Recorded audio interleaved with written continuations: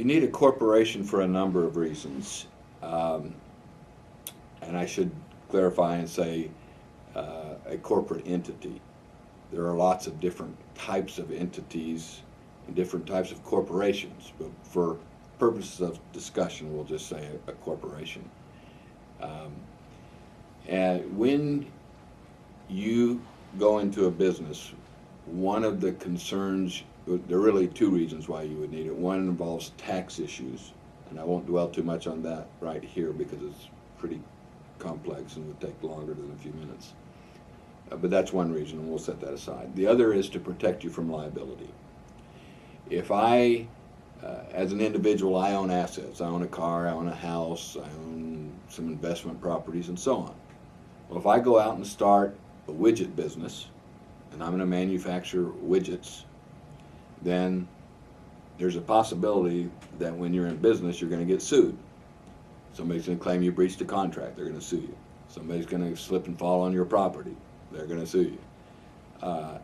And if they sue me and I'm running my business in my own name, Rulon Munns, then that means that if they are successful in that lawsuit, that to collect on it, they can take away my personal assets. My cars, not usually your home in Florida if it's homestead, but your other properties and your assets.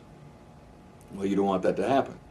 You want to protect your personal assets from somebody getting to them because of a lawsuit or thinking they can get to them and using a frivolous lawsuit for leverage to get money out of you.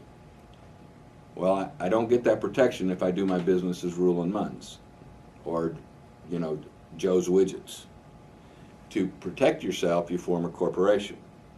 A corporation, or it could be in a limited liability company, and there's different types of corporations, and S Corp and 501c3, that's listed for nonprofits and so on. But you form an entity, again we'll call it a corporation, which is a separate legal entity. And it could be Rulon Munns Incorporated. Rulon Munns Incorporated is a legal entity, a different legal entity than Rulon Munns as an individual. So Rulon Munns Incorporated now runs the widget company. And I may even call it Joe's Widgets, but the owner is Rulon Munns Incorporated. Well, Rulon Munns Incorporated does not have title to my cars, my house, and my investment properties. Somebody sues me in my corporate entity and says that I did something bad and they win and I owe them $100,000. The only thing they can collect against me to fulfill that judgment of $100,000 is assets in my corporation. Well, which means they cannot get to all my other assets that I own personally or assets I own in other corporations.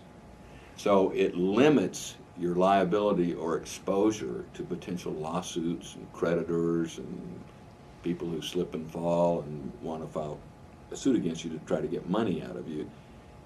You're protected by having that corporate entity run your business. And it's very simple to do. If you don't have a lot of tax implications, which most people don't, it doesn't take long, but I recommend it because you need that protection from liability.